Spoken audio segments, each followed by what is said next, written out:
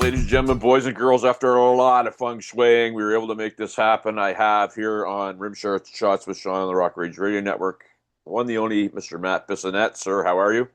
Fantastic. How are you, Sean? I'm good. And you're playing where tonight? We are in, hello, Virginia Beach.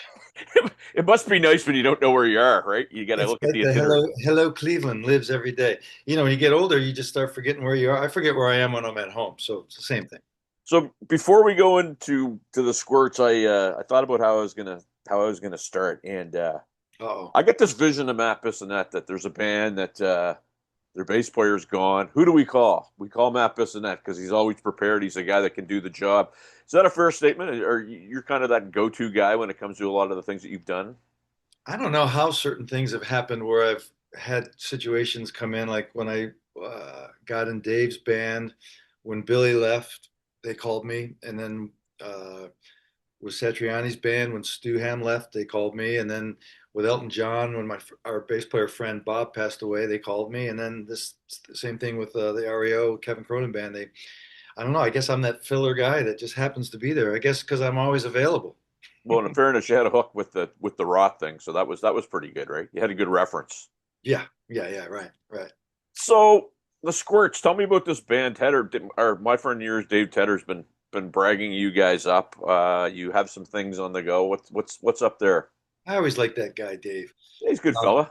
he's got good musical taste. Now, we have this band called the Squirts, and so for anybody listening, don't put the Squirts in your browser because I'm not responsible for what comes up.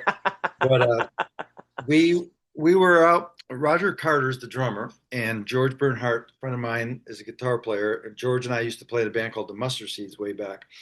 And George got the gig with Rick Springfield playing guitar, and then I got the gig playing bass around 2001, and then Roger got in the band I think around 2002, 2003, and we started basically by they'd come down to my house in my studio at home, and we would record bumper music for TV shows and movies and stuff and just soundtrack stuff. We just kind of started getting this sound, and we kind of liked it, and then we kind of did one song after another, and it turned into 10 songs, and then we did a CD, and then we asked Rick Springfield at the airport, can we open up for your can we open up for your show, and can we sell T-shirts and sell CDs and just going for it all. And he goes, yeah, of course, come on, let's do it. So we would open up for like 3 or 4 or 5 years. We would play his shows, and then so it's kind of a glorified sound check for him because it's the same gear, same bass, same guitar, drums. So he'd come out sounding better, when he came out on stage. So we just kind of turned into this band, and then we did 2 records, and then we just waited a long time and just decided after 20 something years to do another record. So basically it's just pop rock songs with kind of lighthearted, and some songs kind of serious, but kind of a funny undertone of everything, and it just kind of happens. So do you fit this in your life? Do you carve time out for it? How does it work? Because obviously, like you didn't even know where you were when we first started, right? So I mean, how does that work for you? That's not uncommon. I won't know where I am tomorrow either. No, that to me is kind of like my brother and I have been very blessed to be able to play with a lot of really good bands and artists, established artists that we didn't have to put in the work to do. So that's a kind of a nice glom on thing that's we've been blessed to do, like with Ringo and Elton and different bands. And that's our bread and butter, and that's what we love doing, and that kind of supports our families and does our stuff. But for me, it's kind of like I need to write, and I need to be productive to do stuff, or I'll lose my stuff. So, like I was just saying the other day, I've got like 30,000 CDs of my own in the attic that nobody will ever hear.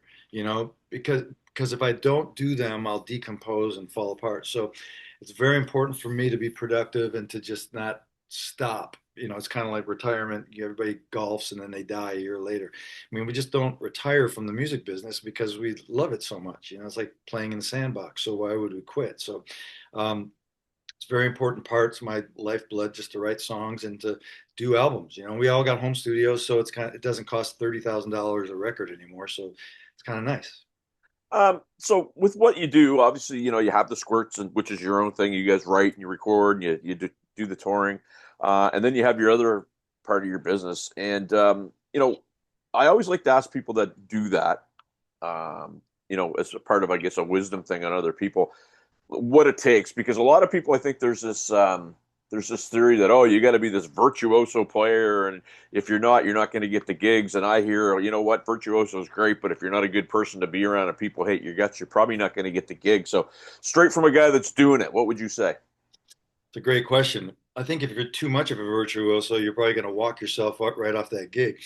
I mean, it's pretty much, I would say, I was talking about this with my brother the other day. I mean, it's kind of like 80% getting along with people and being a good guy and playing well with others and just kind of having respect for people out on the road because the road is a weird place. I mean, a lot of band members have been fired because they say stupid stuff. Right. They don't they or that they want to overplay and step over their boundaries and not play the gig. So I mean, you have to be prepared for, and one thing Greg and I have done our whole lives is be prepared for whatever situation comes. If it's jazz music or if it's Latin or if it's funk, if it's rock, just be ready to be well versed, have a good music vocabulary to be able to step in and do anything. I think we've done that pretty well. And I think the thing that keeps us working is that we're just normal guys that are just thankful to be there. I mean, we never take a gig for granted because it could end tomorrow. But the combination of being prepared and just being good guys. I've had a lot of gigs, that have come my way in my life because the bass player just wasn't happening. He just was overstepping his bounds, or he was just had a bad attitude. So I really is. It seems to me like it's 80-20. I mean, you got to be good, but you don't want to be too good, you know. So, you know, Well, it interests me because I'll talk to a guy like you. I got the vibe right away, no pretentiousness. Like you're just a good hang, a good fella. Um, I'll walk out my door, which is right over there, and I'll walk down the street and talk to my musician friends, and they want to cross the arms and be dummies, right? So it's like, why do you think maybe there's a piece that people just never get past that they need to maybe conquer that? I think not to get heavy or anything, but I think it's kind of about worldview. I think if you are a person like I believe in God, I believe that God has given me every gig I've ever gotten. So if I do that, my number one thing is I got to be humble. I got to love my neighbor whether I like them or not. I got to do the right thing and try and be beyond saying that guy's a jerk, or I mean everybody's a jerk every once in a while, but you try and just get your ship sailing the right direction and doing the right thing. I think if you have that, you'll never have an attitude about thinking it, because I know my limitations for music. I know I can play pretty good and I can sing pretty good, but I'm not the best and I don't want to be the best. I've never That's not my goal, is to play bass like Billy Sheen because he is the best, and or to be able to sing like Sting because he's the best, Paul McCartney. But I can hang in there, and I know what I'm good at, and I kind of know what I can do and can't do. I think living in LA and living in a place where everybody's really good and you can never get too full of yourself, it humbles you to the place of going, there's a guy next door to me that's not working, that's 10 times better than me. And maybe it's because he's not a great good guy and he can't get along that I'm doing a gig that he's not doing. And it seems to be the people that are really super talented that just don't lock into certain gigs. They get kind of bitter and the thing just crashes, and I see it every day, But yeah, I think it's kind of a worldview thing just to be thankful for everything's not given to you. You got to get out there and earn it and do the work. A lot of people just don't want to do the work either. So I was looking at the clock as you were talking. That was about a minute and 57 seconds of basically a master class on being gracious, is what I got from that. Because and not to Cole's notes it, if you will, but that you just nailed it, because I'm sitting there trying to figure out, okay, why am I talking to Matt? And he's doing all this stuff, and then I'm going to go talk to my buddy later on tonight, and he's just going to be a clown. And you nailed it. So thank you. I think that was amazing. Well, even a dog can find a bone once in a while and say that.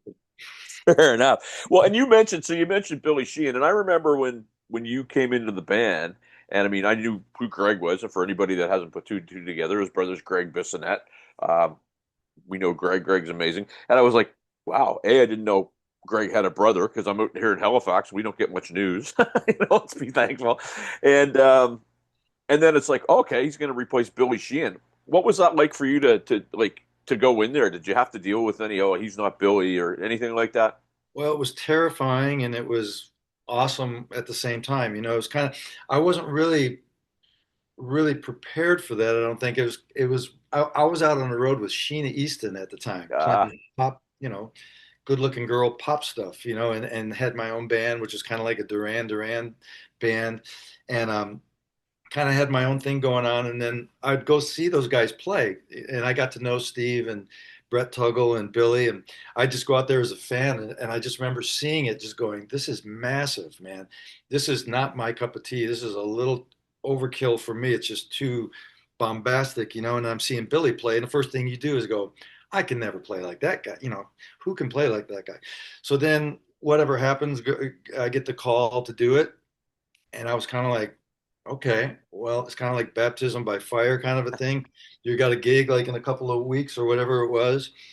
And I just kind of, I think it was the first time in my life that I just kind of go, okay, I got to be secure in myself that I played long enough that I can do this.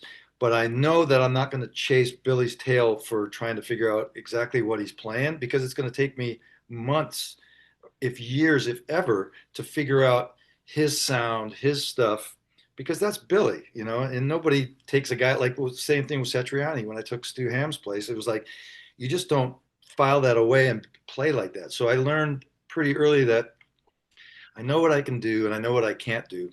So I'm just going to go in there and do what I do and hopefully it works. But I'll never forget the first gig with Dave. The lights came down and then we come out on stage with this big rumble. The first gig, and the lights come on, and we go into this song. I can't remember what it was. I can't remember some double time song, "Hot for Teacher" or something. And I'm looking out, and I'm just like going, "Holy smokes, this is really happening right now." I'm in this. This is really cool. And as soon as I said that, and I was going to go sing something, this nunchuck comes flying at my head. This Chinese star. That's what it was.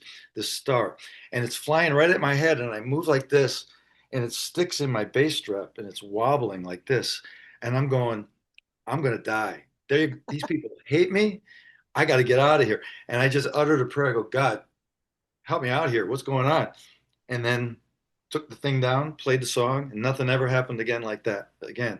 So it was it was terrifying and it was humbling at the same time. But then Steve Vai and Brett and Greg were just such great guys that they made it really easy. And Dave was really cool. And Dave was the first guy to go, hey man, Billy does his thing, you do your thing. And that's kind of the same thing like with playing with Elton John. He did the same thing. When I first started, I learned all the songs just like Bob, my friend, the bass player. And the third or fourth gig, he called me up and he said, hey man, thanks for learning all the songs like he did.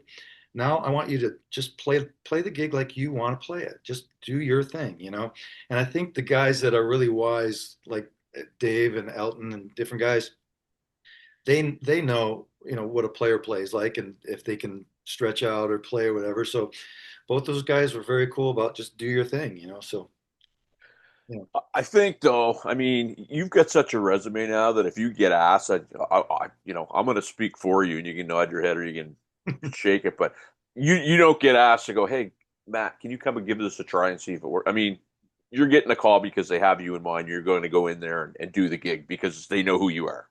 It's funny, man. I was thinking about that this morning. How my wife and I always talk about this because there's times in my life that I couldn't get arrested. It was like I was playing just the same. In fact, a funny story I was talking about with my wife yesterday was I've been banging my head against the wall all these years, working and doing my stuff, and it's been great. But then when I got the gig with Elton, all of a sudden I got these magazines calling me up for interviews that had never called me before.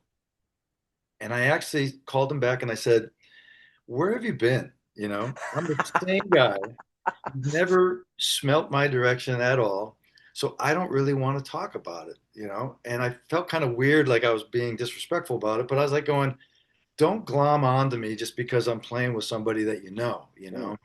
And I didn't mean to be a jerk about it, but it's kind of like when I go on the road and with Elton or with Kevin or anybody, I go home and within the first 10 seconds, I'm humbled to being the guy that cleans up my dog's poop and driving kids around and doing stuff. There's never this ever arching thing, rock star thing that I'm a rock star because I'm not. It's just it's a business and it's a great business. It's got amazing highs and lows and stuff. But if I was to be a rock star 24/7, I would be dead in a week, you Yeah. know? I mean, the best thing for me is the humility of being able to go out on the road and feel like a pretty cool guy for a couple hours, and then it's over, you know? You're back. And I think that's good for me. I don't know how a guy like Rick Springfield does it when he's rock star 24 hours a day and girls just staring at him all the time. I always talk to him about that. I go, how do you deal with that? And he files it away too, kind of like that. But I don't think I could handle that much attention, you know? Well, and it's funny because you said all these magazines are calling it. Tedder sends me the note. Hey, would you be interested in talking with Matt about the squirts? And I'm thinking what you just said. I'd be interested in talking to Matt about him picking up his dog crap. I mean, like, because I knew who you were, and I knew the conversation was going to be like this, interesting stuff that people can use. Because I mean, we could sit there and I could fan out. I'm not that guy. I totally respect what you do, but you have a bunch of information that I think is very important to people that are trying to do stuff in the business at any age. So, Well, and you're thanks. very humble. That point of view is just to me is amazing. Well, anything that I know, it's just because I'm an older guy. Going to be 64, and I've gone through so many different things that have been great and some horrible things. I Yeah. mean, I remember playing in Detroit and getting with this jazz band. This really happened. I went to North Texas State and I started playing upright bass, and I got pretty full of myself pretty quick. I was 19 years old. And at that time, I was doing bass solos where I'd close my eyes and play really high up on the neck, like Eddie Gomez, which was my upright bass hero. I went back to Detroit and I was playing with this band in the basement. And we're playing in this basement this guy's songs. And then bass solo comes up. I close my eyes. I go into my glory land, right? And I'm playing, thinking, these guys are loving me. They're just so lucky to have me right now. And all of a sudden, I hear the piano player stop playing. And he's going, oh man, this guy's giving me some space because he hasn't heard this before. And then I hear the drumstick drop on the heads of the drums, and I open my eyes and they're just staring at me like, what? And I go, what's going on? He goes, you're stepping all over us, man. Who taught you to play like that? It's a team effort here, man. And they ripped into me, man. And I was so young. If it happened now, I would just go, okay, I'm not the right guy and walk out. But I was so young and impressionable that I was just like, oh, well, what do I do? I'm sorry, man. I'm so sorry. And I had the whole summer playing with these guys where the keyboard player, every time I'd play a wrong passing note, this big vein in his neck would bulge up and he'd start swearing at me. And I find out later all this crazy stuff about these guys, but they were great musicians. And I was, I got stuck with these guys and they bumped me up for that summer and I learned a lot, but it beat me down, man, physically and mentally. I was a mess for the whole summer. But then you go 5 years later, and I go, that's why that happened. Right. That all these things have happened for specific reasons, and you just don't give up. I mean, I don't know how I would deal that with that now, but there's been a lot of those moments, man, and those moments are better than the good ones because they grow you up like a son of a gun, man. You're just like, I'm never going to let that happen again. I'm going to be prepared for that. Here's a spin for you. So there's a great Facebook group dedicated to the late great Hal Blaine, who was run by a personal friend of his, Yeah. and somebody can they can go and hey, well, did Hal like this? Did Hal like that? Hal's take on jazz was he hung out with Miles Davis, and Miles Davis said he liked to play jazz because he didn't like crowds. Yeah. Sounds Right. just like Hal Blaine, right? But Oh, okay, so I not to break stride here too much, but you got a pretty cool new gig now. You're out with Kevin Cronin band. You're out with Styx, correct? Sticks and Don Felder. So Styx was here in Halifax last May. I almost missed the show, and it was like a religious experience for me. It was fantastic. Um, Yeah. I'm hearing great things about that package. I'm hearing that the crowds are great. I'm hearing both bands are cooking. How's it going? It's going great, man. I finally got to meet the Sticks guys, and I've known Todd, the drummer, for a while from back in LA, but um, what an amazing band, man. I was talking to Tommy Shaw. I sound like a schmoozer. I was talking to Tommy Shaw. Yeah, Um, I think you've proven you're not that guy. well, I was kind of like, I was surprised that he even knew who I was at the first gig. And I was kind of like, hey, Tommy, I'm man. He goes, oh, I know you. And he's super supportive. But man, I watch those guys and I just go, man. And I keep telling them, you guys, this music is really hard to sing. I mean, they're all singing so high, and so strong. And, no click track stuff or background vocals. It's just like them. And Terry, the new bass player, is amazing. But they're just such great guys. That's the thing I'm kind of learning with guys that are really proven, that they're all nice guys. They don't have anything to prove. Usually the jerks are the guys that, like you're talking about, that Yeah. are thinking they didn't get their chance and they're bitter, but just great guys. And Felder's great. Don, I did a bass session for Don Felder about 2 years ago, right after the Elton gig, and I went to his house and I brought like 10 basses, and I told Don this and made him laugh. I came to his house in August in LA. It was like 190 degrees outside, and I'm carrying my basses in, like 10 of them. I'm setting them up, getting them sound. We're about to do the song, and he goes, "Hey man, use my Sadowski bass." And I go, "Dude, you just made me carry 10 basses, and you're making me play your bass." It's so funny, man. So he has the bass player that plays with him on the road, Derek Frank, a really good bass player.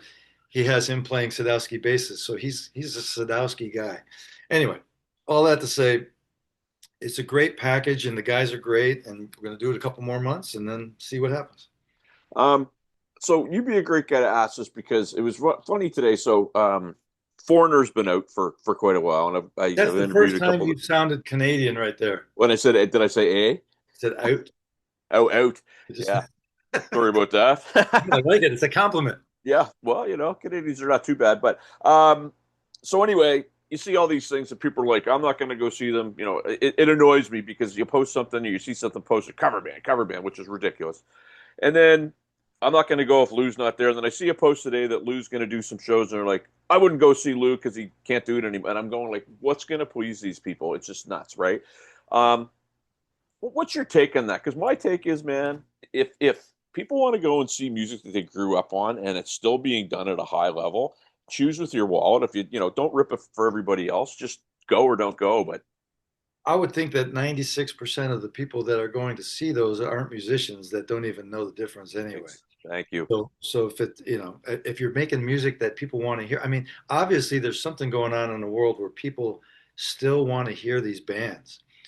Whatever that missing thing is, or maybe they don't like the new music, or they're just in love. I mean, we play songs, Kevin songs, and I see people crying, Yeah, and we play Elton songs, I see people crying. It's just something, I think, maybe because we're all getting older and we're getting closer to the finish line, and these things are putting us back to our driving in our cars.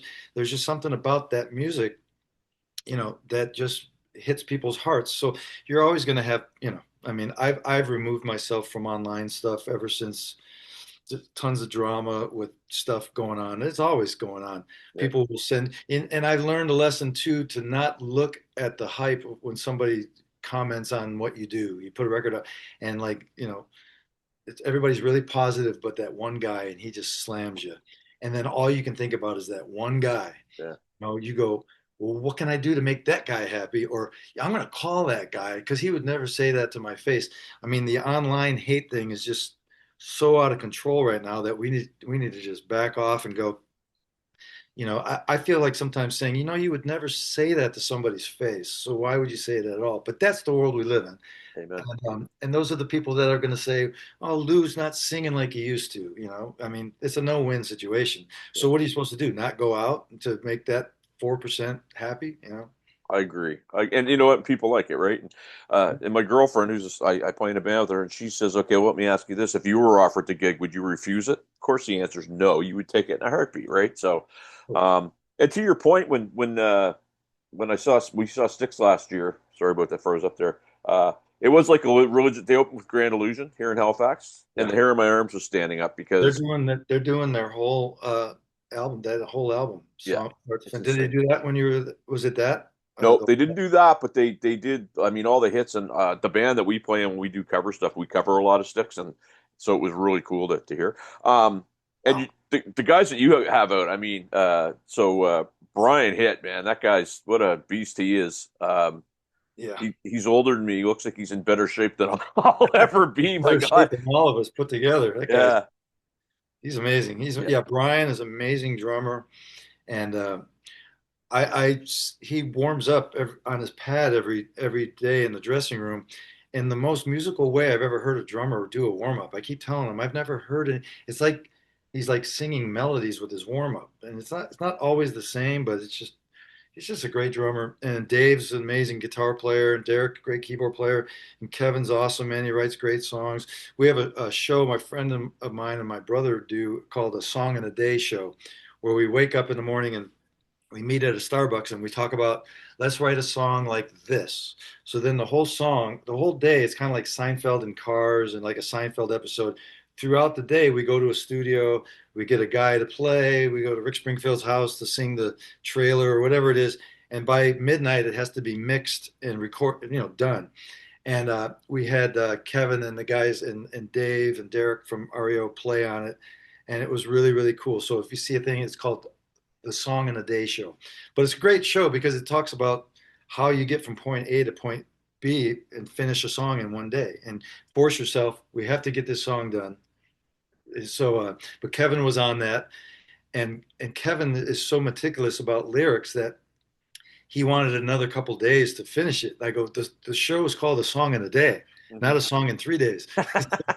So Kevin was awesome. He did a great job. And but yeah, I mean, another guy who just wants to write songs, just whether you're 90 years old or whatever, just keep writing. Well, I mean, and it's got to be pretty. I mean, those three acts out together. I mean, for me, I mean, when I was, I don't know, in junior high. I mean, well, actually, yeah, maybe junior high, I started getting into some of that stuff, and it was just like, now I play it to death because there's just not a whole lot of new stuff, Yeah. except the squirts. I like the squirts. Yeah, Dave sent me some. squirts can fill your void, my friend. Yeah, see how we did that? We brought it right back, right? So that's a professional right there. Well, it's funny because I never pined to be a podcaster. It was, everything shut down. It's like, well, what do I do? I'll interview my friends and see where it goes, right? And so it's just kind Well, of, you obviously know music and you play it and you know the right things to talk about. So uh, that helps a lot, man. You got some knowledge between those ears. well, here's the thing, Matt. I want to do the job I want to do is one like this. I want to be able to, if my name comes up again to you, no, I'm not talking to that guy. He was totally rude. He embarrassed me. Like I want to leave a good impression. But I don't want to be the guy that's like asking for your autograph. This to me has always been like sitting in a coffee shop or a bar, like your songwriting thing, and chewing the fat. And everything you said has been next level to me because I've heard a lot of it, but it's always great to have it highlighted by people that are doing it at the level that you are. So that's amazing. Just fortunate to be here, man. I'm trying to walk 10 miles a day and just keep my shell moving, keep it going because I just love my life and I love being alive and I want to do stuff. I want to see my son grow old and just stay, try and stay healthy, but just keeping an eye on the big picture of, we're not going to be here forever. What happens after we die? All that crazy stuff. There's a lot of that stuff in the Squirt CD that we talk about in a kind of a funny way about, you know, you're not here forever. What happens when you die? Where do you go? Stuff like that. And that's all I really, it's kind of like your good friends when you see them from high school and you haven't seen them in 10 years, you just pick up right where you are. And it's like you never left. That's the kind of guy you seem like you could just, you know, I assume, Well, I grew up Catholic too, Matt. So it's one of those things where when I look a little bit better than the person I went to school with, it brings, that's the vanity part. But you probably have to get the sound check, I would think, pretty soon. we got to get, yeah, I should get going over there. So let's do this last piece of business. I know you probably don't want to be the sales guy, but where do I send my people to find out more about the squirts? Oh, wow. That's a great question. Well, I know that we have our Squirt CD 3 and Bandcamp for download and Vanity Records with Dave. We have the CD available there. I have a website, it's mattbissonette.com. I think we have a Squirts website too, but I hate to have people put in the name the Squirts because I don't want to be responsible for what comes up. That's fair. My producer, who's also a bass player too, will find it. So I have faith. I want to thank you so much for doing this. You, sir, are a true You are a gentleman. good egg, my friend. You're a good Canadian. You're the real Canadian bacon. Thanks, eh? Hey, did you ever drink Bredor beer? Absolutely. Have you ever drinking? So, I true story, not to bore you, but I stopped drinking beer in September. I'm not celiac, but it was giving me a bit of a runny nose, so I moved on to some other things. But I have drunk Bredor beer. It's fine. It's a fine We ale. we used to smuggle Bredor beer over the border from Detroit into Windsor through the tunnel and over the bridge. I mean, I haven't drank since '92 or something like that, but I remember that beer would rip your face off. There's that. There's another one too from the great province of Newfoundland. It's called Black Horse, Ah, and it actually says right on the label, if you're not a native Newfoundlander, don't drink it. it's beer. It's not like it's whiskey. It's beer. Right, right. My friend, thank you so much. It was a Thank you, pleasure John. to meet you. Pleasure to meet you too, buddy. Thanks for hanging in. Peace. We're back after this.